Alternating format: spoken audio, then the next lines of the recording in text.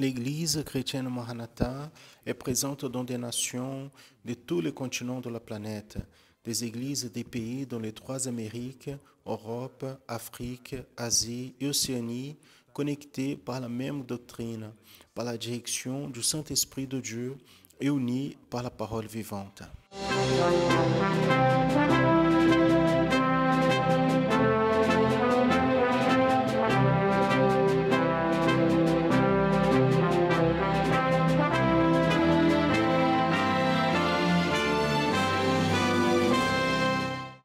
Des frères et sœurs de toutes les parties du monde participent d'un même culte, ensemble, dans un même corps et dans un même esprit. À travers le système de transmission, les membres de l'Église chrétienne Maranatha de toute la planète vivent un moment d'unité et de communion, comme l'ont vécu les Hébreux à leur sortie d'Égypte et les disciples avec le Seigneur Jésus à la veille de sa mort à la croix du Calvaire. Des personnes de toutes les parties du monde sont touchées par l'Évangile éternel et par le message du retour imminent du Seigneur Jésus.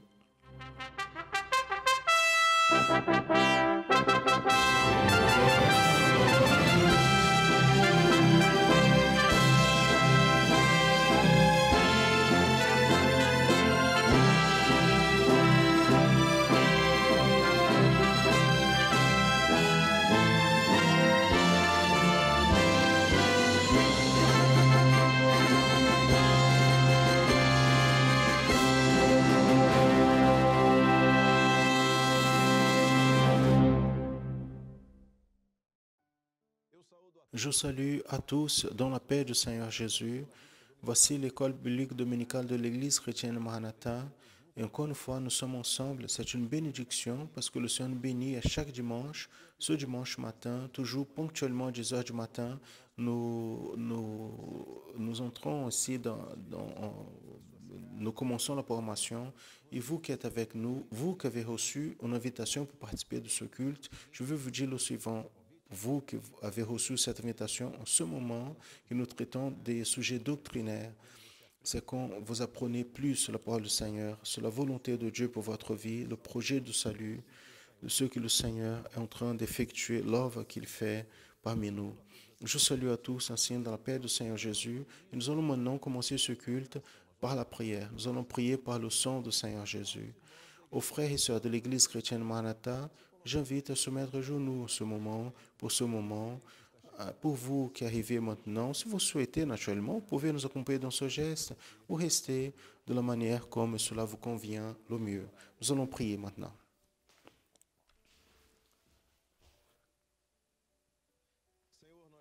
Seigneur, nous prions par le pouvoir que dans le sang du Seigneur Jésus, nous plaçons nos vies devant toi en demandant, Seigneur, le pardon pour nos péchés. À partir de l'opération de ton esprit, au moment où tu es déjà en train de répondre à nos prières, qu'il y ait, Seigneur, une profonde communion avec toi et qu'il y ait, Seigneur, donc qu'on puisse toucher l'apprentissage, la révélation de ta doctrine, de ce qui pour nous, c'est le chemin pour arriver, Seigneur, à l'éternité de Dieu. Ainsi nous demandons, bénis-nous, nous prions au nom du Seigneur Jésus. Amen. Gloire à Dieu. Tous peuvent s'asseoir et nous allons maintenant louer le Seigneur. Nous allons chanter un chant d'adoration au nom de notre Dieu. Et dans la séquence de cette louange, vous pouvez donc avoir accès au message, à la parole, au contenu doctrinaire qui sera conduit par les pasteurs Jeux de Tigueiros et Gilson Souza. Nous allons louer le Seigneur et dans la séquence, l'école biblique dominicale.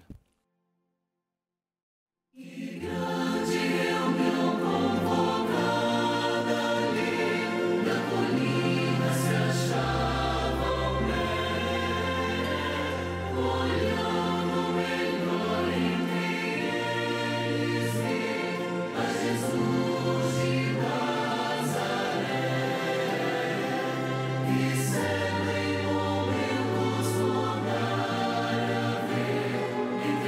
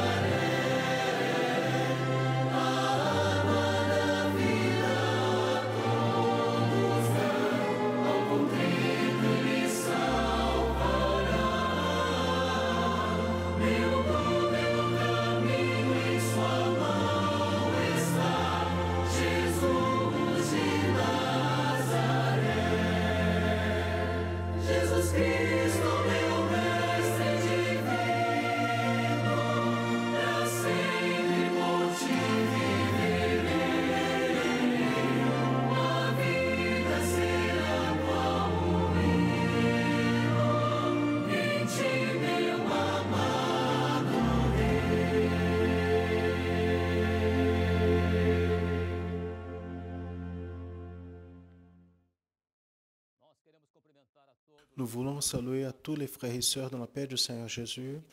Nous sommes ici pour commencer à notre étude de l'école biblique dominicale de ce matin, qui concerne les paraboles du Seigneur Jésus. Et cette fois-ci, nous allons parler de la parabole liée au retour du Seigneur Jésus en Matthieu chapitre 25, la parabole appelée la parabole des 10 vierges.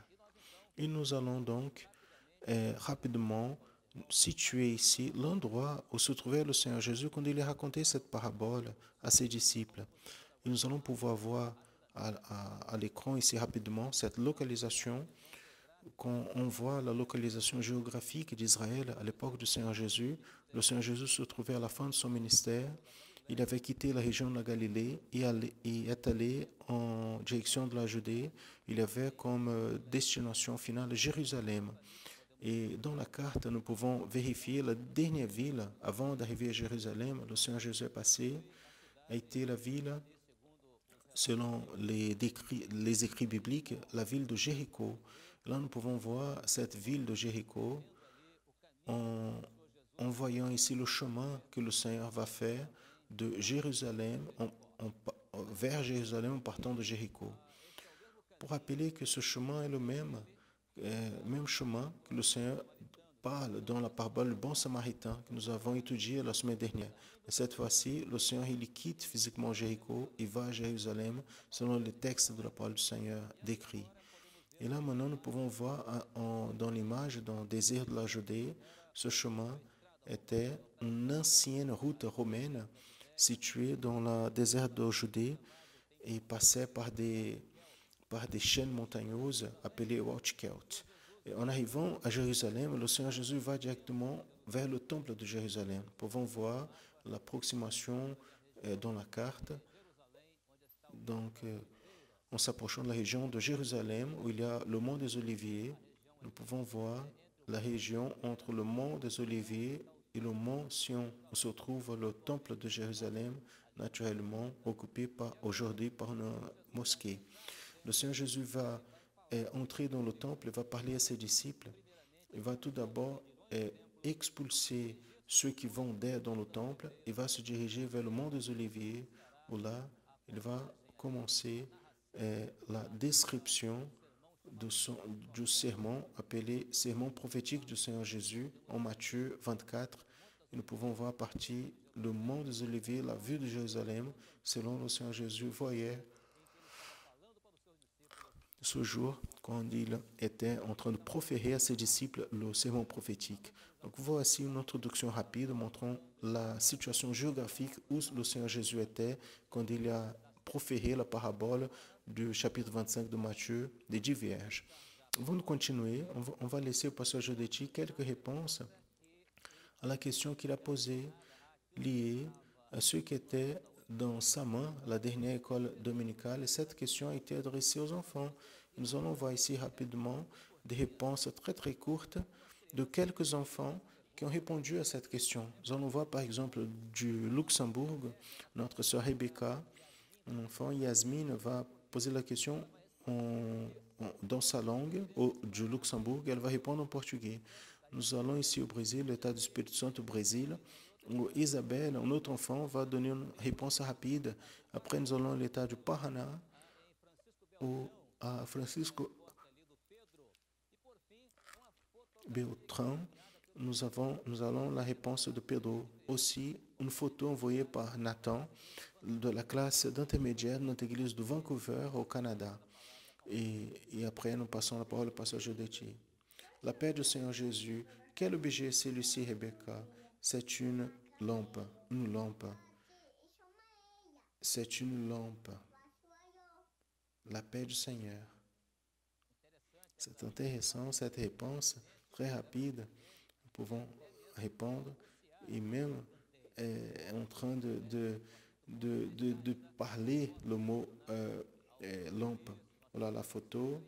Il a écrit en anglais, Pasteur Jodetti, je vois une lampe dans tes mains.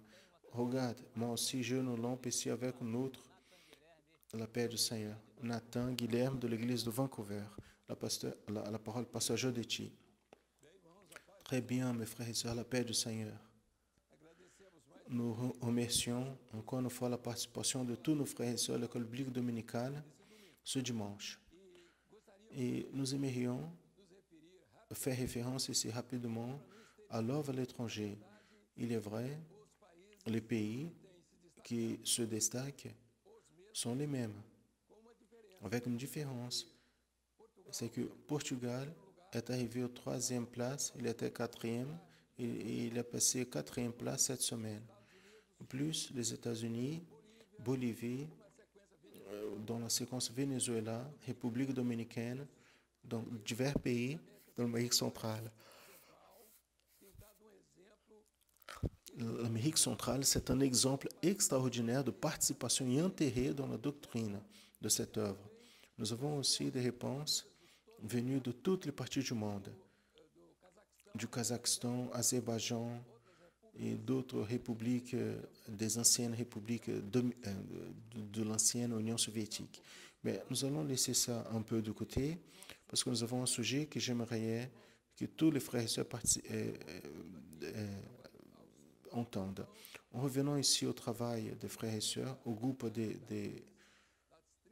parmi les 30 églises qui ont plus contribué cette semaine, nous rappelons que l'état de Spirit Saint, cette fois-ci, a été devant, a présenté 10 des 30. L'état du Spirit Saint a présenté 10 églises avec plus grand nombre de participations. Ensuite est venu Minas Gerais. Après, l'état de Rio de Janeiro, São Paulo, Rio de Janeiro, et ainsi nous avons eu la participation de beaucoup d'autres États qui n'étaient pas dans le groupe, comme Pernambuco, Bahia, Rio Grande do Sul. On n'a même pas besoin de citer. Rio Grande do Sul est toujours présent dans sa contribution et sa participation à l'école biblique dominicale, ce qui nous réjouit profondément. Nous allons ici, mes frères, rappeler aussi, nous avons des frères de plusieurs parties du Brésil qui envoient des messages de participation et le temps, en fait, il est court.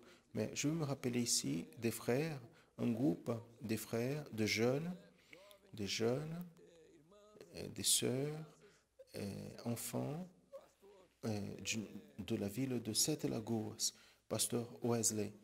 Et là se trouve notre frère bien-aimé aussi, qui c'est loin, c'est même un colonel de l'armée qui commande un bataillon. Je ne sais pas exactement sa fonction, il est en loin, c'est très intéressé, il était à Rio et est avec nos frères et sœurs dans cette région où il y a quelques 30 églises autour. Et nous saluons chaleureusement nos frères et sœurs de cette région et leur participation, des jeunes, des sœurs, des adolescents. Cela nous réjouit profondément. Et on voit peut-être le plus grand nombre de contributions dans cette région. Que Dieu bénisse à ses frères et qu'ils puissent prospérer et continuer à prospérer. En rappelant ici quelques aspects que j'aimerais après, à la fin, aussi apporter ici. Ce sont des commentaires intéressants que nous avons ici, des expériences, parce que nous avons demandé en vérité, dans la dernière liste de questions, la demande qu'on a faite, c'est que les frères et sœurs puissent faire une évaluation de l'enseignement qui a été fait par rapport aux rencontres du Seigneur Jésus dans diverses occasions. Et donc, la figure de l'aveugle Bartimée est apparue dans beaucoup de commentaires ici. La figure du prochain, cela a été mis en évidence. Donc nous comprenons que c'était les dernières études qui ont été plus enregistrées dans la pensée, le cœur des frères et sœurs. Mais ceux qui ont eu beaucoup des effets de vie spirituelle de notre peuple, j'aimerais rappeler ici, à propos de la parabole du bon samaritain, juste un petit rappel. La figure du samaritain, c'est la figure prophétique du gentil. Donc, vous pouvez observer que dans tous les moments, Jésus il est passé par Samarie. Quand il y a eu la Pentecôte, l'ordonnance était tu vas en Samarie. Donc l'ordonnance c'était d'aller en Samarie parce qu'il y avait une préoccupation du Seigneur Jésus à intégrer, de comprendre son ministère lié avec les gentils. Les Juifs, à l'époque, ils n'avaient pas la compréhension que Jésus voulait donner à propos de son ministère, que c'était de la grâce. Ils étaient dans la loi. Ils étaient dans la loi. Le sacrificateur passait, le lévite aussi. Ils connaissaient tout, ils connaissaient la loi. Ils avaient tout ce qu'ils pensaient qui était important, les liturgies, les habits, des uniformes, des positions politiques. Mais en vérité, Jésus était en train de montrer qu'il n'était pas cela qu'il voulait. Ce qu'il voulait, donc il raconte la parabole du bon samaritain, où il montre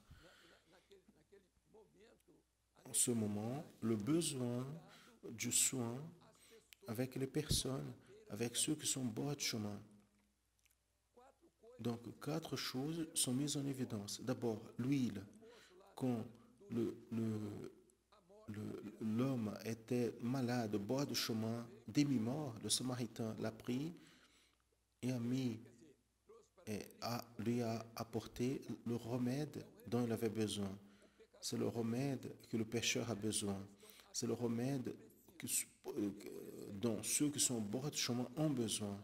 C'est pour cela que l'Église doit être attentive à ce mystère, à ce ministère. C'est de prendre soin, c'est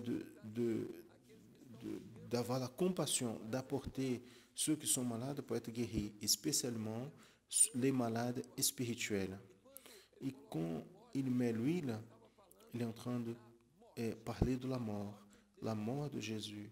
Parce que l'huile parle de la presse, de la presse qui était d'huile qui était au Gethsemane.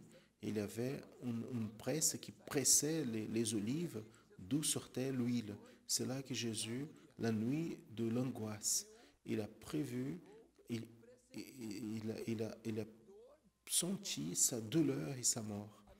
Donc le message, le traitement de notre prochain doit être celui-là.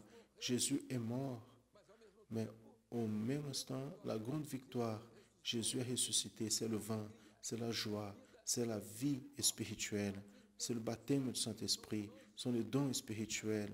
Ce que l'homme qui est au bord du chemin, qui a demi-mort, et beaucoup sont comme ça. C'est votre enfant, votre voisin, le membre de la famille, votre ami, et peut-être vous-même. Vous êtes en train de sentir que votre vie n'est pas bien. Donc il est nécessaire d'utiliser, de rappeler le sacrifice du Seigneur Jésus, sa mort et sa résurrection. Toujours en se rappelant de la résurrection, qui est le point haut dans la vie du chrétien. C'est de savoir que lui aussi, il va ressusciter un jour. La mort est à côté. La mort est dans votre corps. Et il est en train de surveiller. Mais de l'autre côté, nous sommes en train de voir la résurrection. Quand l'homme, il prend le malade, ramène vers l'hôtellerie, il était en train de le ramener vers le corps, afin que l'Église puisse prendre soin. C'est la communion nécessaire à partir de là. Vous ne pouvez pas perdre la communion avec cette personne. Vous ne pouvez plus la délaisser. Ce sont les deux agents. C'est ce que vous devez faire. C'est vous et lui, toujours reliés. C'est un corps, un engagement. Donc, voyez bien, je vais faire une petite observation. Dans la question d'évangélisation, les personnes parlent beaucoup à propos d'évangélisation. Notre peuple même, quelques-uns, quelque peu, comprennent et de manière limitée qu'est-ce que c'est l'évangélisation. Ils imaginent qu'évangélisation, c'est tous les jours aller à l'église et entendre le même message. Oui bien, avec nous, cela n'existe plus il y a longtemps, depuis longtemps, parce que les messages sont des paroles révélées, ne sont pas des répétitions. Et en ouvrant des parenthèses ici, nous avons répondu à une personne quand il a dit qu'il ne pouvait plus continuer parce qu'il n'avait pas l'opportunité de prêcher. Et je lui ai montré que pendant l'année, il a eu 260 fois au pupitre pour prêcher. Il est allé prêcher 260 fois. Pendant que le satellite, 50, même pas 50 messages. Le satellite n'est pas arrivé à 50, lui, 260.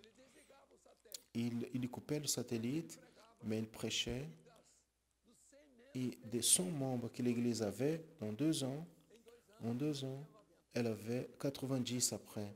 Donc on pose la question, est-ce que cette justification est sincère? Dans l'évangélisation de novembre, nous avons montré que la personne qui avait cette église avec 90 personnes a invité pour assister la grande convocation, la grande évangélisation. Elle a invité 4 personnes. Mes frères, est-ce que évangéliser, c'est de faire des discours tous les jours pour être élogé et pour recevoir des éloges? Parce que c'est lui qui veut être élogé et en mangeant des mots donc réchauffés, ceux qui ont dit tout le jour la même chose, c'est bien, la parole, elle doit être dite, personne ne va se fatiguer, mais il faut comprendre que le message à cette heure-ci, c'est une nourriture qui doit changer, il doit s'améliorer, il doit avoir la substance afin que les personnes puissent survivre à la situation qu'elle a. Très bien. Pour cette semaine, on a posé quelques questions. Et la première question qui a été posée dit, qu'est-ce que vous avez appris dans cet enseignement, de ces enseignements à propos des rencontres, une parenthèse. Nous n'avons pas fini les sujets. Les sujets de rencontre avec le Seigneur Jésus ne sont pas finis. On va continuer après. Mais on s'est arrêté un petit peu parce que beaucoup de frères et sœurs sont devant, sont en train de faire des contributions à propos des rencontres. Donc, il y a un éveil vers la parole, une compréhension. Il y a donc des messages qui sont en train de fluir, d'arriver, des messages qui viennent des enfants de 8 ans d'âge. Elle a écrit à propos du prochain. Un enfant de 8 ans d'âge a dit à sa mère, « Mère, je vais maintenant, mon prochain, c'est ma voisine, mon amie ici à côté. Je vais l'évangéliser. » Comment est-ce que cet enfant de 8 ans a compris? Et des fois, d'autres adultes ne comprennent pas. Pourquoi ne comprennent pas? Si un enfant a compris. L'autre l'enfant avec une lampe, elle fait une musique, elle composait un chant. Mes frères, ça c'est extraordinaire. Nous laisse conforter de l'œuvre que le Saint-Esprit est en train de faire. Et pas seulement cela, mais toutes les contributions qui arrivent, elles pointent toujours vers les bénéfices que les frères reçoivent. Oui, bien. Dans les commentaires à propos des rencontres avec le Seigneur Jésus, 3 ont été les plus importants, comme j'ai déjà dit. L'aveugle, vous voyez bien le commentaire de quelques-uns. Quelques aveugles au bord du chemin dépendaient d'un plat de nourriture. Et le frère a écrit, il a retrouvé un cellier, il a retrouvé un trésor qui était occulté dans la parole, qui était pour tous. Maintenant, il n'a plus besoin de demander l'aumône. Il était à côté du chemin, serviteur de Dieu, mais était à côté du chemin. L'autre aspect qui a été placé par les frères, c'est le pardon, qui fait référence au sujet qui a été traité ici du créancier impitoyable. Donc, beaucoup des frères et même des personnes de l'extérieur de l'œuvre, des familles, ont été récupérés d'un problème qui passait quelques-uns il y avait plus de 30 ans sans solution de problèmes entre la famille, des discussions. Mes frères, nous avons des expériences extraordinaires à propos du pardon et ont été placées ici. Bien sûr que je ne peux pas lire toutes parce qu'on a reçu 70 000 participations, mais quelques-unes spécifiques. Et par rapport au troisième, donc l'aveugle, le pardon, la question de la cécité, le pardon, et celui qui est notre prochain. Donc la compréhension à propos du prochain, c'est lui qui est mort, est écrasé par le monde, et quand des religieux passent à côté, et quelques-uns imaginent que c'est juste une animation, une liturgie, le discours peut sauver quelqu'un. Non, ce qui sauve l'homme, c'est Jésus, c'est lui qui est mort et est ressuscité au troisième jour. Il est à la droite de Dieu Père, le Tout-Puissant, envoyé son esprit afin qu'on soit baptisé du Saint-Esprit, afin que vous ayez une expérience réelle avec lui. Veuillez bien. Maintenant, revenons aux commentaires aujourd'hui du même sujet. Nous avons demandé qu'on fasse un commentaire, que chacun puisse donner son opinion de ce qui s'est passé le mieux par rapport aux grandes expériences. Donc, la vie de chacun, les besoins, la vision spirituelle du pardon. Ils ont compris qu'est-ce que c'est l'évangélisation par rapport au prochain. Chacun doit avoir un prochain. On doit chercher un prochain dans votre vie, qu'il soit un membre de la famille, voisin, prier pour lui, jeûner. Ce que nous faisons est inviter, envoyer un lien, travailler, appeler et continuer la grande œuvre. Ça, c'est la fonction de l'Église. La brebis qui engendre la brebis, ce n'est pas le pasteur qui engendre la brebis. Le pasteur, il nourrit le troupeau, mais c'est lui c'est le pasteur qui nourrit le troupeau. Mais c'est lui qui fait grandir le troupeau, c'est la brebis. C'est la brebis qui engendre des brebis. Donc, le pasteur il enseigne à la brebis comment elle va apporter d'autres au troupeau. Et son travail, c'est celui-là. Et là, maintenant, de doctriner, de créer des disciples, ça c'est la fonction du pasteur et de l'Église, ensemble avec lui. Voyez bien, par rapport au sujet de la parabole, maintenant nous sommes entrés dans le sujet de la parabole. Dans la parabole, nous voyons d'abord l'histoire que Jésus fait référence quand il a parlé à propos de sa venue prophétiquement. Quand Jésus il a voulu parler de sa venue et du moment de sa venue par rapport à l'Église, pour ce moment-là, observez bien, le texte parle du moment de l'enlèvement de l'Église. C'était au chapitre 25 de Matthieu, versets de 1 à 13. Nous voyons quelques conclusions historiques et prophétiques. Quand on parle historique, on est en train de raconter une histoire. Quelle est l'histoire? Non, l'histoire, c'est d'un homme qui était riche et a préparé le mariage de son fils.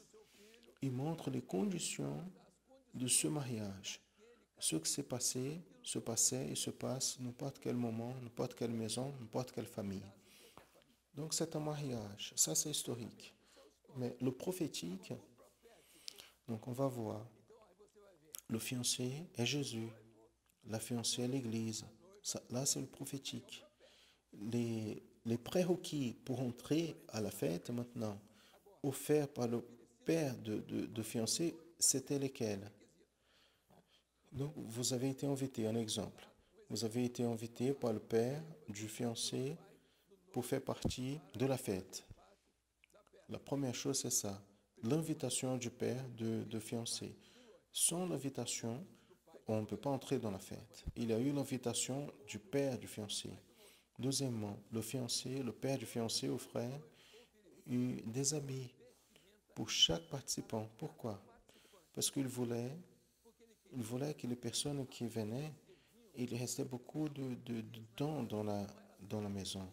Parce que la distance était grande Ils venaient de 2, 3 jours de voyage jusqu'à arriver. Ils arrivaient à la maison. Ils restaient là en train d'attendre le moment quand le fiancé viendrait. Donc ils arrivaient de manière anticipée. De manière, ils faisaient tout cela qu'on faisait. Ils mangeaient, ils dormaient, ils se réveillaient. Et le village, l'endroit où le mariage allait se passer, où le père habitait avec la famille, le père mettait en évidence les gens qui venaient pour la fête, parce qu'ils avaient des habits spéciaux. Et quand ils sortaient dans la rue, toutes les personnes qui étaient à côté savaient que ces personnes qui étaient là, habillées de cette manière, elles étaient venues pour le mariage. C'était pour les différencier des autres. Ceux qui n'étaient pas invités, c'était là la ville qui vivait normalement. Mais les personnes qui étaient invitées, c'était leur témoignage. Dans la pratique, c'est le témoignage de l'Église dans ces derniers moments. Le monde doit comprendre qu'il existe une Église, un peuple avec des habits de salut. Il a besoin de comprendre. Mais voyez bien, cela ne s'est pas arrêté là. Voyez, les habits offerts étaient celles-là. Pourquoi? Parce que c'était des habits de noces. C'était des habits qui devraient couvrir la nudité. Donc, qui est le péché, qui est l'exposition. Le chrétien, il doit avoir des habits de salut. Quand il accepte Jésus, il lui donne au chrétien des habits nouveaux, de nouveaux habits. C'est une nouvelle naissance. C'est l'expérience que l'homme a d'une nouvelle vie avec Christ. De l'autre côté, nous allons observer le suivant. L'endroit où était la fête, où se passait la fête, c'est dans la maison, c'est dans la communion, c'est dans la présence du Seigneur. Le Père, l'invitation du Père, avec les habits du salut, la maison et l'église, tout cela est sous l'aspect spirituel. Donc, les invités devaient se présenter dans la fête avec la lampe et l'huile. Donc, observez, on devait avoir. C'était l'obligation. Donc, le Père a fait une invitation. Mon frère, Dieu vous a invité pour ce mariage, pour cette rencontre avec le Seigneur Jésus, pour ce moment de l'enlèvement de l'Église. Vous allez être enlevé. Vous devez avoir la lampe et l'huile. Ça, c'est important. Pourquoi? Parce que sans l'huile, il n'a pas de feu. Et l'huile, on doit acheter. Mais maintenant, on va voir ici. Nous sommes arrivés à la compréhension donc de ce moment prophétique que nous vivons. Donc, ce sont les références qui sont là. Et aujourd'hui, nous pouvons comprendre cela avec clarté et répondre avec clarté cette position que nous sommes devant le Seigneur. Et plus, à la mesure que l'Église, elle se prépare, l'Église se prépare, le monde, elle est dans une confusion. Il est là, ce sont les ténèbres. Si vous n'avez pas la lumière à cette heure-là, ou la révélation, lumière, la lampe, à ce moment, doit être allumée, parce que c'est la nuit. Avant, on n'avait pas besoin. Vous pourriez même dispenser avant. Mais dans l'enlèvement, l'Église, elle doit avoir l'huile et le feu. Et si vous ne savez pas quel jour, quelle heure le Seigneur viendra, donc vous devez arriver à cette heure-ci, la manière de garder le feu allumé. Vous voyez bien, le moment est prophétique. Donc les vierges ont été invitées, 10 vierges. Pourquoi 10? Parce que c'est un multiple. Non, c'est pas bien un multiple, c'est une division prophétique de fidèles et infidèles. Mais vous posez la question, ils ont été appelés, oui. Où se trouve le projet? Donc, ils ont été appelés, mais n'ont pas été choisis. C'est qui va être choisi? C'est celui qui a la révélation. Celui qui a la révélation.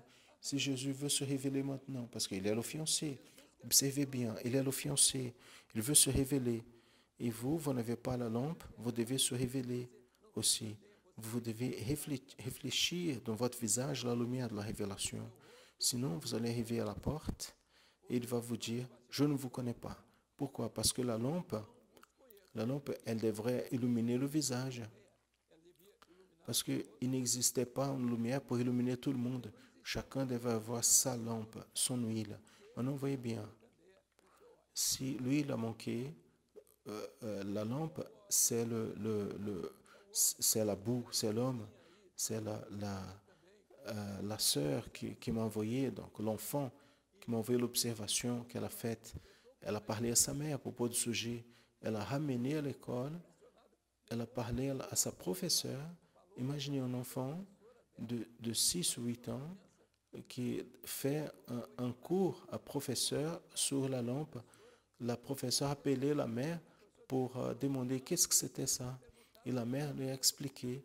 Et l'enfant a donné une étude sur le salut, sur la vie éternelle, sur le moment que nous vivons, sur le moment de l'enlèvement de l'Église, en rappelant cela. Mes frères, l'évangélisation, c'est ça. Donc, rester tous les jours en train de prêcher la même chose, cela, tout le monde est en train de faire. C'est bon, oui, mais ce n'est pas ce que nous sommes en train de préparer. Quelques-uns préparent toute une journée avec des habits, des boissons pour regarder par exemple un match de foot. Les gens sont devant une télé et, et, et d'autres refusent de voir le satellite. Ils restent toute une journée devant sa télé, mais au moment de l'école biblique, il ne veut pas. En fait, ce n'est pas le satellite. Il est contre-message parce que ce message, il arrive dans dans tous les endroits. Donc, il n'est pas contre le satellite, ni contre le pasteur qui est présent, mais c'est contre le message. C'est ça le problème. Mais, bien aimé, on n'a pas besoin d'être préoccupé avec cela, mais nous devons avoir une chose. Deux choses sont importantes. C'est le pardon et la patience. Quelques-uns, même, de faire des efforts, et nous voyons qu'il y a un groupe qui est en train de batailler pour mettre les messages. Mes frères, ce n'est pas une tâche facile, nous ne sommes pas professionnels. Personne n'est en train d'être payé pour cela. Nous demandons de l'argent à personne. Mes frères, c'est un travail de journée inouïe. On n'a pas de pause. Donc, on doit être au pied du Seigneur pour entendre qu'est-ce que le Seigneur va parler, qu'est-ce que le Seigneur va dire. Il a la traduction pour plusieurs idiomes, plusieurs parties du monde. Une chose intéressante. Maintenant, on tire l'attention des frères et sœurs de certaine manière de dire que beaucoup ont raison quand ils exigent « Ah, on a besoin de plus de messages, plus de messages. » Bien aimé, en effet, cette fin de parole révélée que nous voyons ici, les frères sont intéressés dans la parole révélée. Cela concerne la croissance de l'œuvre dans tout le monde. Quand nous parlons en nombre ici, on met en évidence des pays, l'Amérique centrale, l'Afrique, l'Océanie, sont des peuples qui sont éloignés. Ils savent que nous sommes en train de vivre ici. Ceux qui, eux aussi, ils participent. Ils ont besoin de comprendre qu'ils sont corps avec nous ici. Nous sommes ensemble ici au Brésil. On parle la même langue, le même idiome. Eux, ils sont loin. En Sibérie, vous voyez bien, en Sibérie, 50 degrés négatifs et ils nous assistent et nous ne faisons pas mention à eux. Et ni les frères et sœurs ici, qui sont ici, ne savent pas. Bien évidemment, le temps est court. Ce temps ne nous appartient plus. Le jour, il passe vite. Donc, vous voyez cela. Et quelques-uns vont même au petit matin et le moment de repos pour répondre à les questions. Mais vous n'êtes pas en train de faire rien au bénéfice du fiancé. Vous faites en votre bénéfice, comme Église, comme la fiancée qui doit se préparer. Le temps est court. Priez pour nous et pour tous ceux qui sont en train d'être évangélisés. Ne perdez pas de temps. Ne vous déliez pas des programmations qui ont comme objectif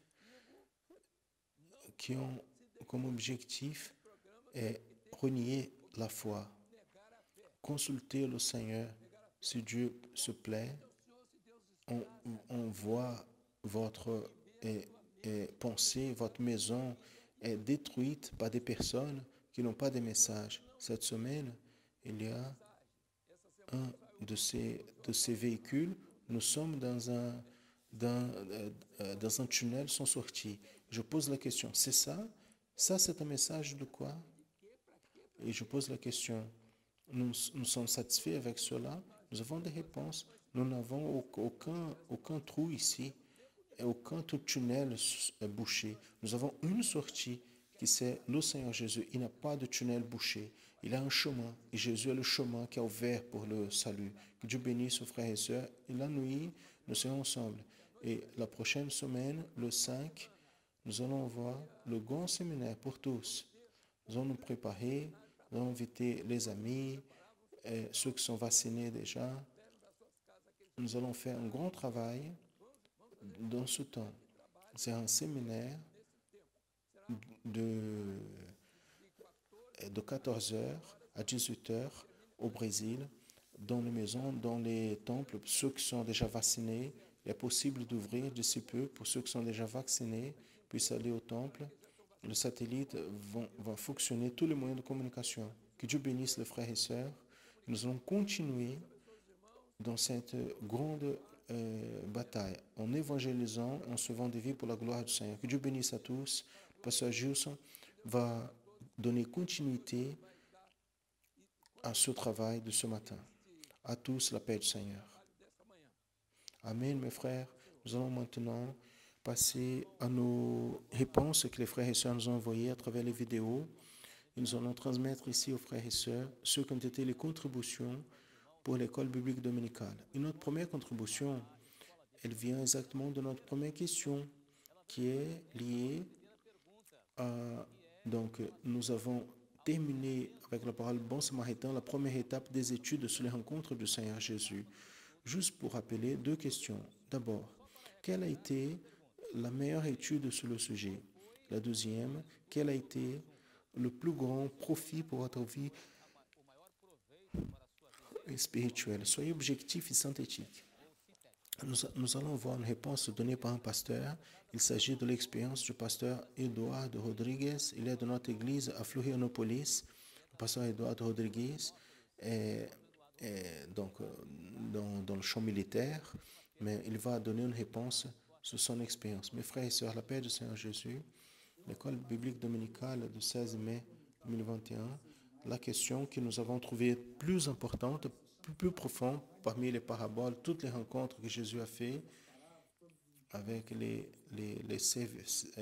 hommes et des femmes, ce que j'ai trouvé le plus profond, c'est la parabole du créancier incompassible. Et elle nous apporte un grand enseignement très important du besoin de considérer combien le Seigneur, il a pardonné nos péchés, nos dettes, qui ne pouvaient pas être payées. Et toutes les fois, mes frères, que nous ne devons pas retenir le pardon à notre prochain, à notre frère spécialement. Et l'importance de cette bénédiction dans notre vie est d'exercer le pardon de notre marche, afin que nous ne puissions pas tomber dans l'erreur de la vie de la famille, la vie de l'Église et de notre vie spirituelle, afin qu'on ne tombe pas dans cette erreur qui va toucher notre vie spirituelle et comme conséquence va voler notre bénédiction. Amen. La paix du Seigneur Jésus à tous. Très bien, mes frères. Il y a plusieurs frères et sœurs envoyé des vidéos liées à ces expériences comme celle-là que le pasteur Eduardo a envoyé. Mais nous avons aussi reçu une contribution postée dans notre portail qui parle à propos d'une phrase sur cette première question qu'elle est venue de l'Italie, Fernando de Lima Catani, de l'église de Turin. Il a dit, le perfectionnement de la compréhension de mon prochain m'a rendu plus humble et plus dépendant du Saint-Esprit. C'est une phrase qui a été envoyée à l'école biblique dominicale. Nous allons maintenant à notre deuxième question, qui en vérité, pardon, notre troisième question, qui en vérité, c'est la première sur notre sujet actuel, liée à la parabole du Seigneur Jésus par rapport à sa venue. Donc, maintenant, la question qui est adressée à tous, c'est qui dit le suivant. Le nouveau sujet, que c'est l'école biblique d'aujourd'hui, porte sur les paraboles du Seigneur Jésus liées à sa venue. Donc, on passe à la première question sur ce sujet, que c'est notre question numéro 3 d'aujourd'hui. Dites le nom de la parabole qui est décrite dans l'évangile de Matthieu, chapitre 25, versets 1 à 13. Et cette question, nous allons diriger tout d'abord, à, à, à Lucas. Lucas, c'est la classe des adolescents de l'église de Valparaiso de Goiás. Après, nous allons passer à l'état de Mato Grosso, où la sœur va poser la question et la sœur Estelle de la classe des enfants de l'église de Campo Grande en Mato Grosso va donner la réponse. La paix du Seigneur Jésus. Je m'appelle Lucas et je suis de l'église de Valparaiso de Goiás. Nous répondons à la question numéro 3. Le nom de la parabole est la parole des 10 vierges. Alors, le royaume des cieux sera semblable à 10 vierges qui, en prenant leurs lampes, sont sorties à la rencontre de l'époux. La paix du Seigneur Jésus. Parole des 10 vierges. La paix du Seigneur, mes frères. Amen. Gloire à Dieu pour cette réponse. Passons à notre quatrième question maintenant. En continuant le sujet qui dit le suivant. Quelle est la relation prophétique de cette parabole, c'est-à-dire la parabole des 10 vierges, avec la venue du Seigneur Jésus? Et cette quatrième question, nous allons recevoir une première réponse de notre sœur Valkyria, qui est de l'église de Paris, en France. Elle va répondre en langue française. Et juste après, de l'état de Minas Gerais, nous allons voir la sœur Isabelle de la classe d'intermédiaire de l'église de Perdigão, dans l'état de Minas Gerais.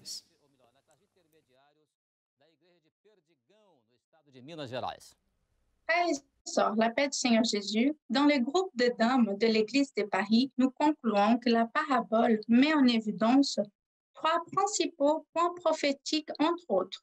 Premièrement, l'enlèvement de l'Église fidèle et son mariage avec le Seigneur Jésus dans la figure des 5 vierges prudentes qui sont entrées dans les noces.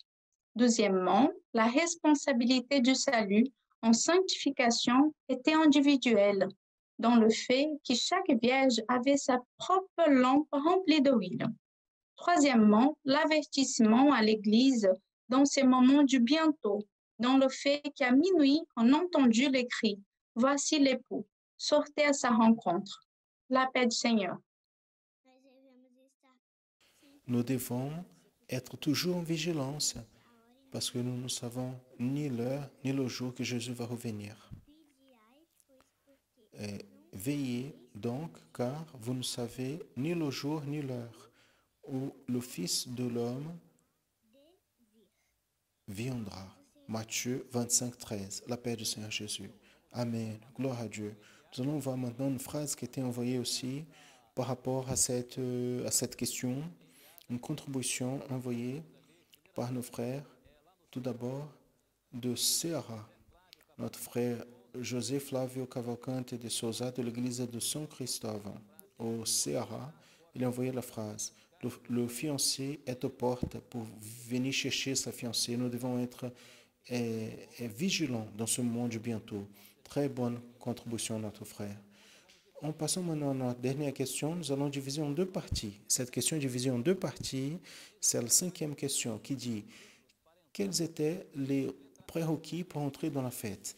Lettre A. Citer ce qui était donné par le père du fiancé. Lettre B.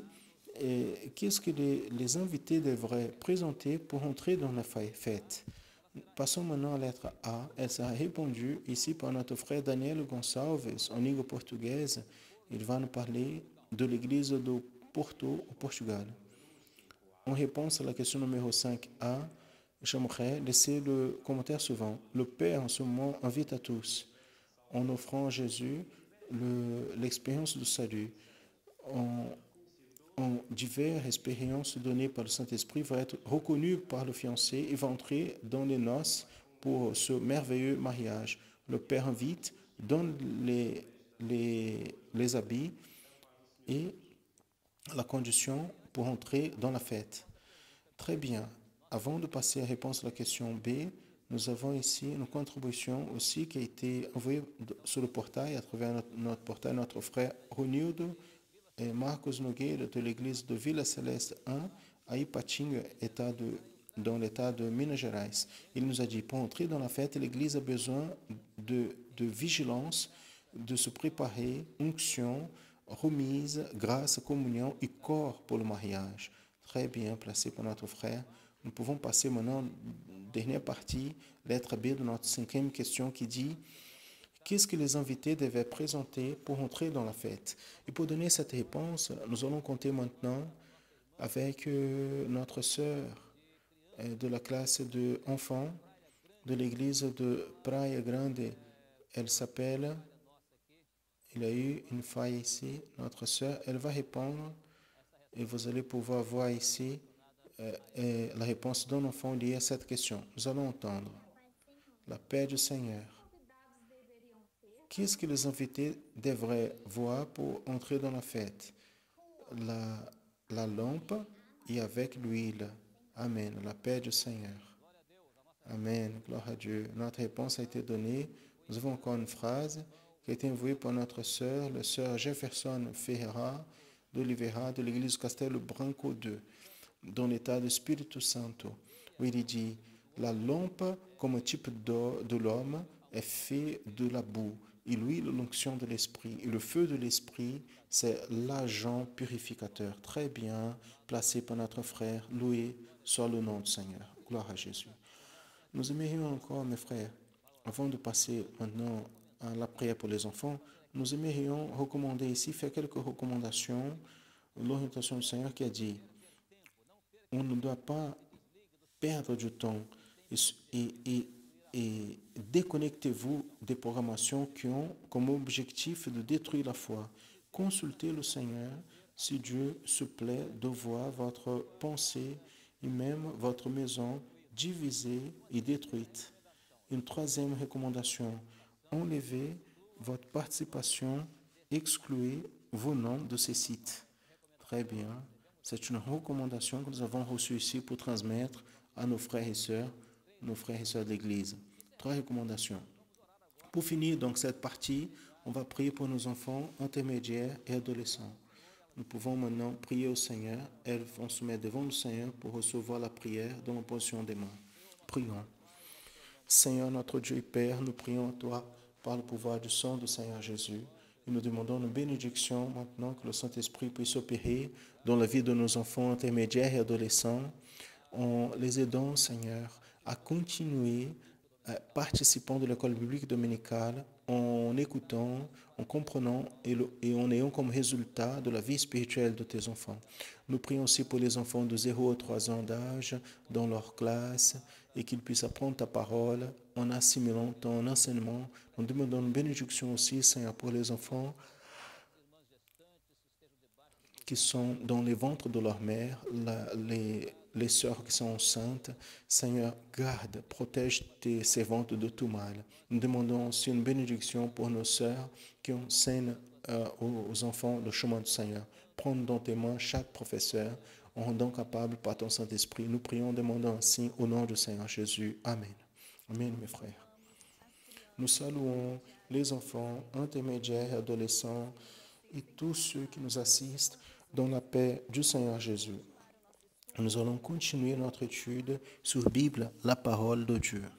Aujourd'hui, notre étude portera sur la victoire de Jésus par la parole de Dieu.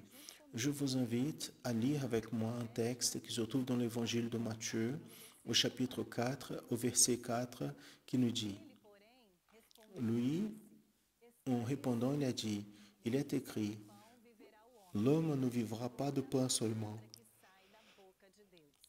mais de toute parole qui sort de la bouche de Dieu. Matthieu 4, 4. Le Seigneur Jésus, avant de commencer son ministère, il a été amené au désert par le Saint-Esprit. Il a jeûné pendant 40 jours. Après ces 40 jours, le menteur, le trompeur est venu pour tenter Jésus. Nous allons voir maintenant comment Jésus a vaincu le tentateur. Il a vaincu par la parole de Dieu. Par 3 fois, il a tenté Jésus. Nous allons voir comment ça s'est passé. La première fois, il a vu Jésus, transforme cette pierre en pain. Et Jésus a répondu, a fait la parole. Jésus lui a dit, L'homme ne vivra pas de pain seulement, mais de toute parole qui sort de la bouche de Dieu. Jésus était en train de montrer que ce qui satisfait notre âme, c'est la parole de Dieu. Jésus est le pain vivant qui est descendu du ciel et seulement lui peut nourrir notre cœur et nous donner la vie éternelle. Après, il est allé amené au pinacle du temple à Jérusalem. Et là, on lui a dit de se jeter en bas, du haut en bas. Et le Seigneur Jésus, encore une fois, a utilisé le verset, la parole de Dieu pour vaincre. Et Jésus a dit, au Seigneur ton Dieu, tu ne tenteras point. Jésus avait le pouvoir pour toutes choses. Mais là, il a donné un exemple de soumission, d'obéissance au Père. Il n'était pas ici pour faire sa volonté, mais la volonté de Dieu, pour accomplir le projet de Dieu. La troisième fois, on lui a montré tous les royaumes de la terre à Jésus. Et le tentateur lui a dit, tout cela je te donnerai si tu m'adores prosterné. Le Seigneur Jésus, encore une fois, affirmé dans la parole, a répondu, ô Seigneur, ton Dieu, tu adoreras et seulement lui tu serviras. Jésus, il n'est pas venu à ce monde pour gagner le royaume des hommes, mais il est venu nous donner le droit au royaume des cieux. Jésus est mort à la croix et il a versé son sang précieux pour nous donner le royaume au-delà du ciel, un royaume où nous sommes co-héritiers avec Christ. Et comment est-ce que Jésus a vaincu le mal? Il a vaincu par le pouvoir de la parole. La parole de Dieu, elle est une arme puissante qui peut vaincre tout ce qui vient pour détruire notre foi. Pour cela, enfants, intermédiaires et adolescents, l'importance de connaître la parole du Seigneur, d'étudier la parole du Seigneur, de garder dans notre cœur quelle joie, c'est votre participation dans l'école biblique dominicale en répondant aux questions. Gardez ces enseignements dans votre cœur parce que ce sont eux qui vont donner la force et nous rendre capables de vaincre tout mal dans ce monde. L'Église fidèle du Seigneur, elle porte un secret. Notre secret, c'est la victoire par la parole de Dieu. La parole est précieuse pour nous. En elle se trouve le projet de salut en Jésus-Christ qui nous donne la vie éternelle. Nous allons vaincre par le sang de l'agneau et par la parole de son témoignage. Donc, nous allons garder dans notre cœur la marque précieuse du sang de Jésus, la parole du Seigneur. Elle sera toujours dans nos lèvres et dans nos cœurs pour vaincre tout ce qui viendra contre nous. Et ainsi, nous serons vainqueurs en Christ Jésus et nous hériterons la Jérusalem céleste. À tous, la paix du Seigneur.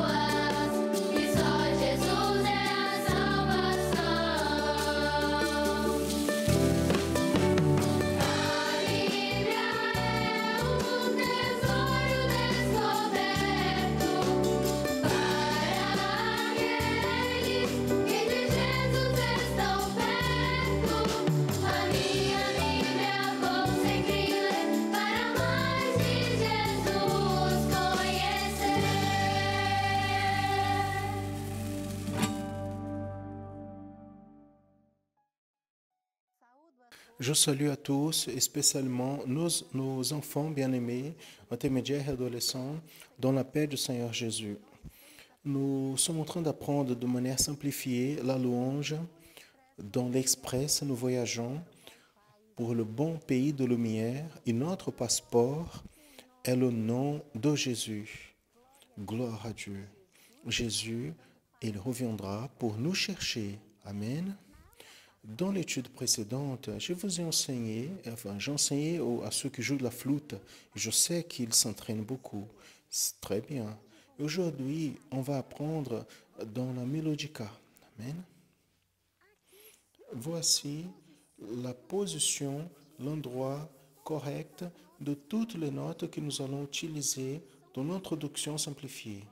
Nous allons nous rappeler Mi, Fa dièse, Sol dièse, La, Si, Do dièse, Ré dièse et Mi. Maintenant, nous allons connaître la partition. Nous savons déjà que le chant se trouve dans la tonalité de Mi majeur, Fa, Do, Sol, Ré, dièse. Le rythme, c'est binaire, 2 tons pour chaque division du pentagramme.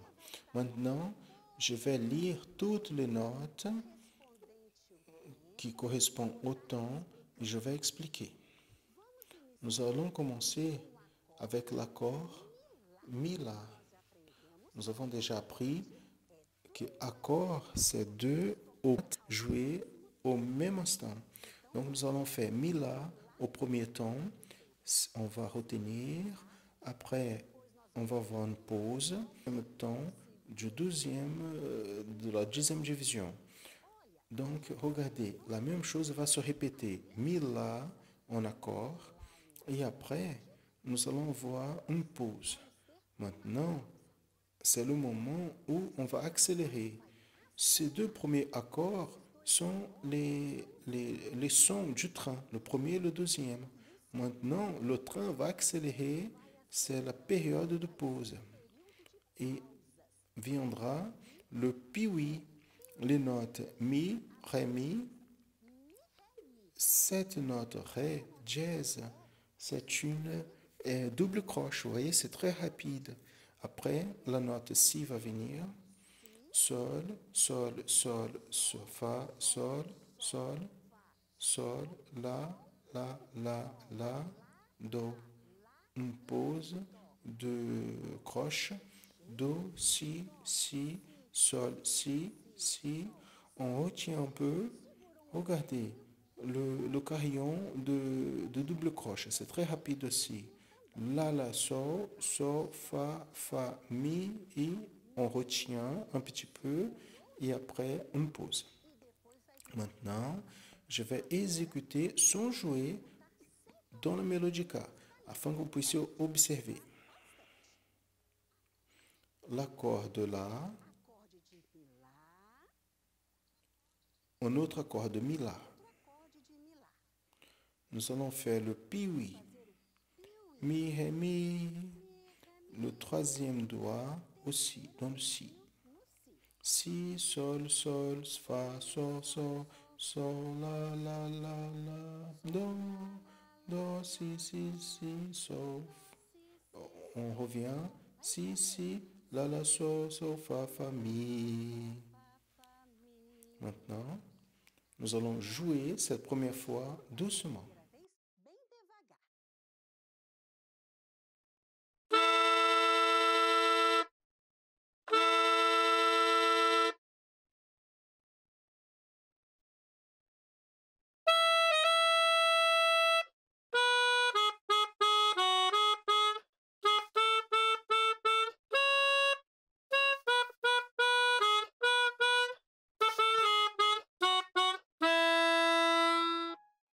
Maintenant, nous allons étudier beaucoup. Amen. Et vous pouvez envoyer votre vidéo. Et la prochaine semaine, nous allons voir déjà les participations. À la prochaine étude et à tous, la paix du Seigneur.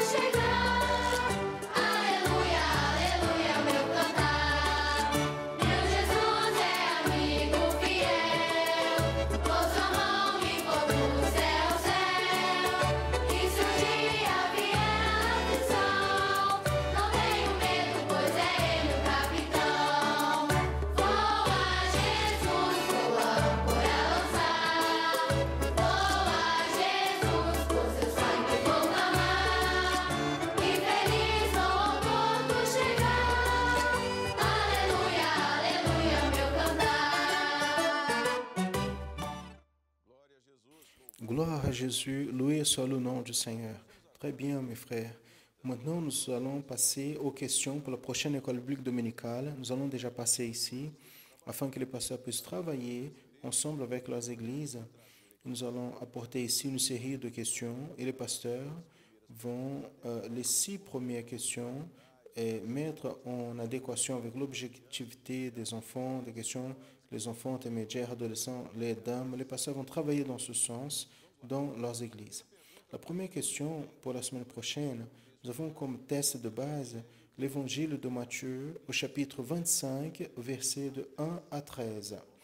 L'information, c'est que l'étude que nous sommes en train d'apporter, les paraboles du Seigneur Jésus liées à sa venue, c'est-à-dire à l'enlèvement de l'Église, et le sujet de celle-ci pour la prochaine semaine, le dimanche prochain, nous allons travailler, c'est la parabole des 10 vierges. Voici donc l'information, en rappelant que le pasteur Jodetti a dit pendant son intervention que bientôt, nous allons donc revenir à la rencontre avec le Seigneur Jésus. Mais pour l'instant, nous travaillons sur les paraboles liées à l'enlèvement de l'Église. Première question.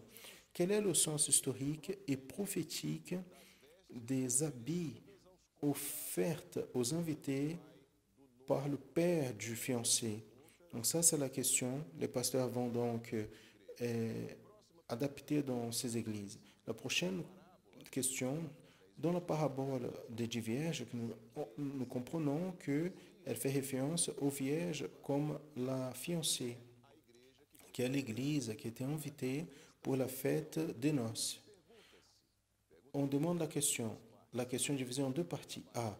Dans la parabole, nous comprenons qu'elle fait référence aux vierges comme la fiancée, qui est l'église qui a été invitée pour la fête nuptiale. Je vais lire ici la question A. 2A. 2A est la suivante, pendant qu'il corrige. 2A est la suivante. Pourquoi elles étaient vierges? Ça, c'est la question A. Donc, ils sont en train de corriger cette petite faille.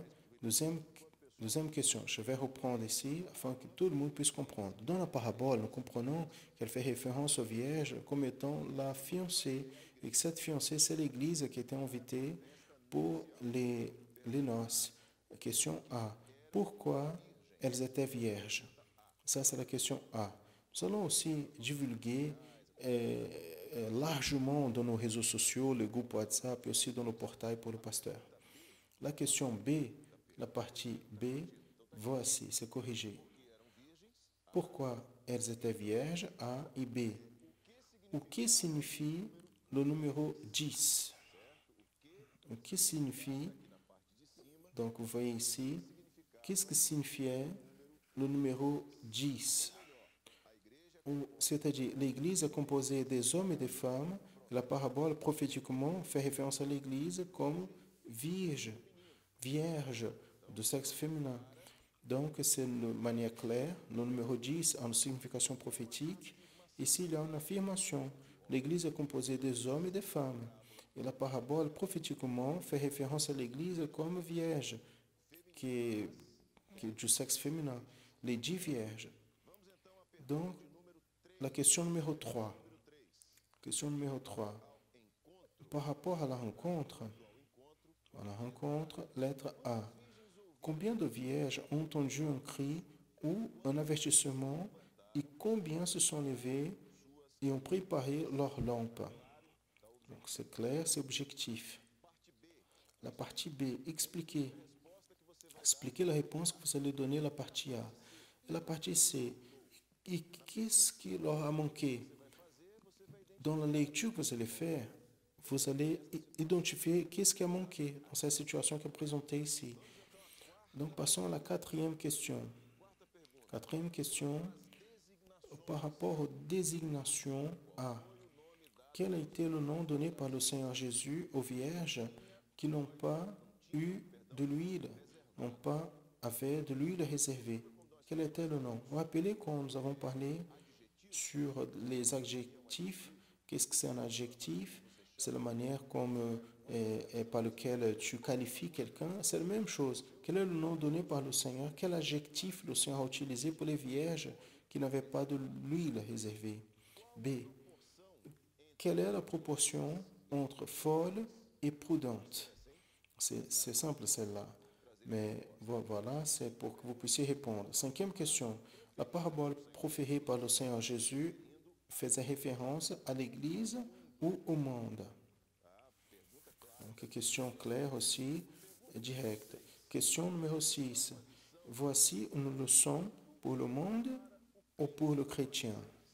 Donc, la 6, c'est un complément de la cinquième. Vous êtes d'accord? D'abord, à qui elle s'adressait? Et la deuxième, la leçon sert à qui?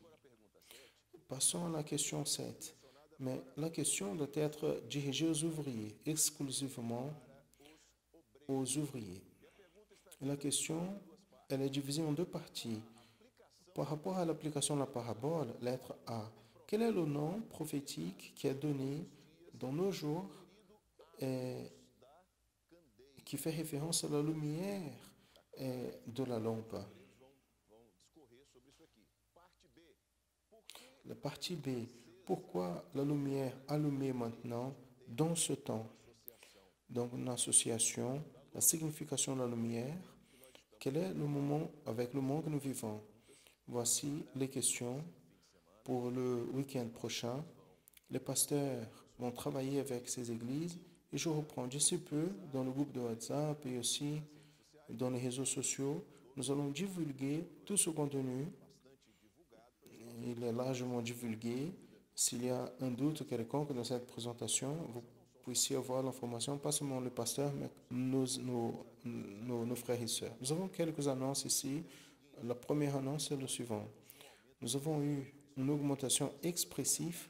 Ça, c'est une bénédiction. Donc, chaque semaine, l'envoi des vidéos Donc, les frères se sont adaptés bien à ce nouveau format à travers le système de si l'Église chrétienne Maranatha. Mais une demande qu'on veut faire, c'est que les vidéos doivent passer par une évaluation et cela impose que nous aimerions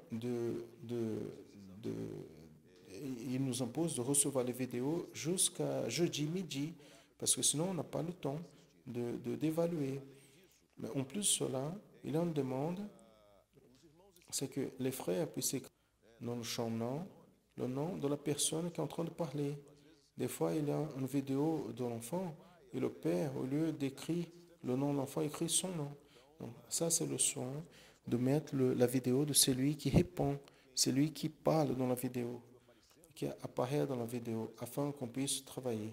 Vous voyez à l'écran ici comment envoyer la vidéo de manière didactique. Ici, l'Église chrétienne Maranatha, EBD, vous allez cliquer la participation en vidéo. Et là où il y a nom, où il y a le nom, vous allez mettre le nom de celui qui apparaît dans la vidéo.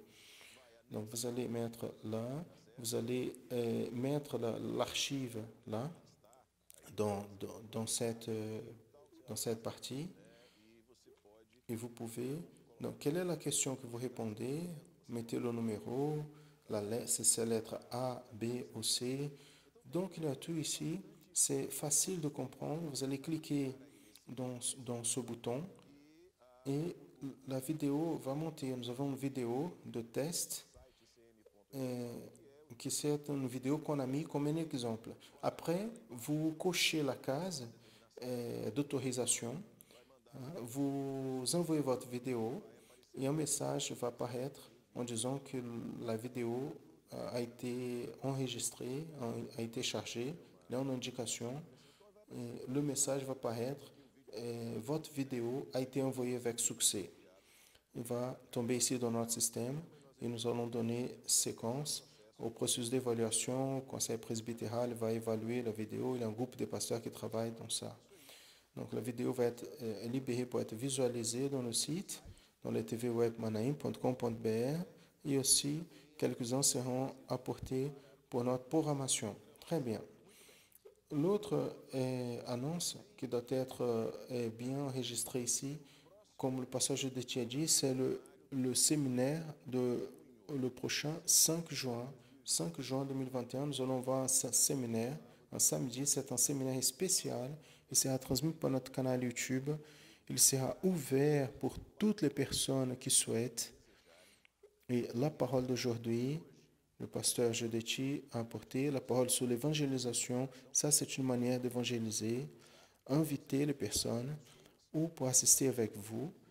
Et si c'est sûr, du point de vue de la santé, nous savons toutes nos préoccupations aujourd'hui, mais vous pouvez aussi envoyer un lien par WhatsApp afin que les personnes puissent assister chez elles. Pas de problème.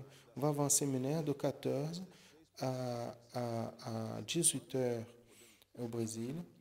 Mais ça, c'est la période que chacun doit se programmer pour assister le séminaire de 14 à 18 heures le prochain 5 juin. 5 juin, c'est un samedi, à travers notre canal YouTube, il sera ouvert, le séminaire ouvert, afin que tous puissent participer. Nous allons continuer à renforcer cette information le long des prochains jours, afin que nos frères et sœurs ne laissent pas de participer de ce séminaire et être attentifs à cette orientation. Amen. Très bien. Passons à notre programmation rapidement. Programmation d'aujourd'hui à midi, la transmission spéciale avec les participations de l'étranger, avec le pasteur Gilson Souza.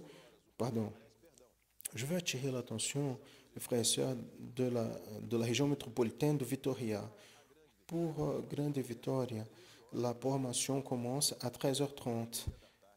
13h30 pour la Grande Vitória à travers la Rede TV. Nous avons déjà transmission d'un culte d'une demi-heure de durée. C'est un culte d'une parole de salut. Et à 14h commence la programmation d'annonçant l'évangile éternel. Ceux qui ne sont pas de la Grande Vitória, naturellement à 14h, ils ont accès à cette programmation. Rappelons aussi qu'à travers la Rede Brasil de télévision, cette programmation est transmise à 19h.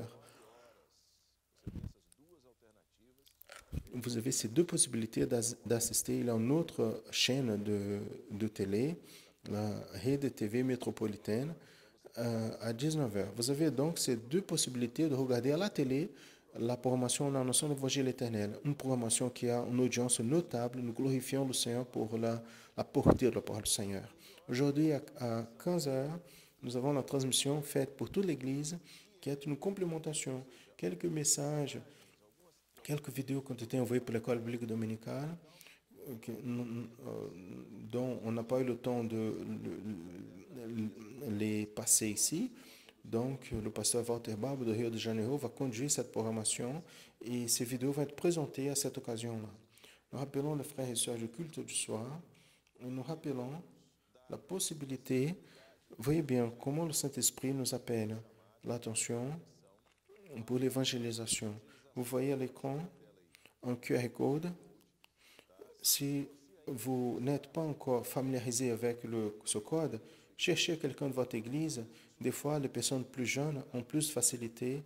Cherchez l'information. Si jamais vous n'êtes pas encore familier de ces systèmes-là, demandez l'aide à quelqu'un. Si vous pointez la caméra de votre smartphone vers ce code, vous allez voir directement un lien pour le culte du soir dans votre smartphone. Et vous pouvez le partager à travers WhatsApp, par exemple, pour les personnes que vous êtes en train d'évangéliser. Nous voulons rappeler les frères et sœurs que l'action d'évangéliser, elle est une caractéristique naturelle du chrétien.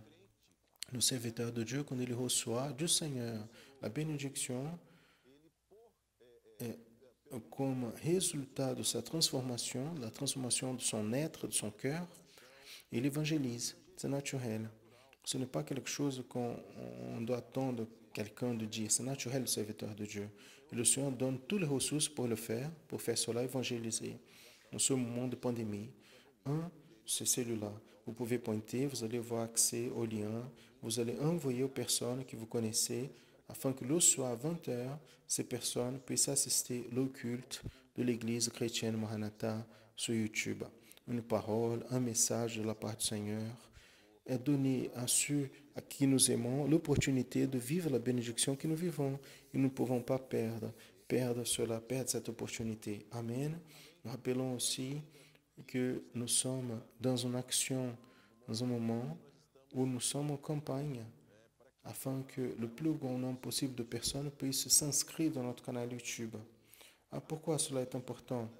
Nous voulons dire que ce canal n'est pas monétisé, nous n'avons aucune intention commerciale en cela. Naturellement, notre objectif, c'est que le plus grand nombre de personnes puissent connaître l'œuvre du Seigneur, l'œuvre que nous vivons, et plus de personnes s'inscrivent, plus le système lui-même, la plateforme YouTube comprend, plus le YouTube comprend que ce canal est un canal important et le système lui-même commence à proposer ce programme aux personnes qui cherchent quelque chose, à l'habitude de regarder un contenu évangélique. Enfin, plus le nombre d'inscrits, la divulgation va s'améliorer, c'est notre responsabilité. Donc, soyez attentifs à cela. Vous n'êtes pas encore inscrit, inscrivez-vous et vous pouvez aussi encourager d'autres personnes à s'inscrire. Amen. Nous arrivons à la fin de cette école biblique dominicale. Nous sommes heureux d'entendre la voix du Seigneur et nous invitons les frères et sœurs à être attentifs à toute notre programmation parce qu'il y a toujours une parole de la part du Seigneur, toujours une bénédiction, toujours une opportunité aussi d'évangéliser. Nous allons prier et remettre sur l'autel du Seigneur cette école biblique dominicale. Nous te louons, Père. Nous te glorifions pour ta bénédiction, pour ton enseignement, pour ta direction. Seigneur, à chaque moment, à chaque culte, de manière spéciale, chaque école biblique dominicale, nous avons la certitude, Père, par ta révélation, par l'enrichissement, l'aliment spirituel, par l'enseignement, que nous ne sommes pas à la dérive, mais nous sommes un peuple conduit par ta puissante main et par la direction de ton Saint-Esprit. Nous te louons, Seigneur, pour cette expérience de plus ce matin. Nous demandons que tu puisses bénir chacun de nous, que tu puisses nous conduire le long de cette journée en vivant de nouvelles et merveilleuses expériences avec toi. Nous demandons aussi, reçois sur ton autel cette école biblique dominicale et en ton nom, nous disons que la grâce merveilleuse du Sauveur Jésus-Christ, l'amour de Dieu, notre Père éternel, les douces, saintes éternelles consolations du Saint-Esprit reposent sur vous, frères, et sur tout le peuple de Dieu, depuis maintenant.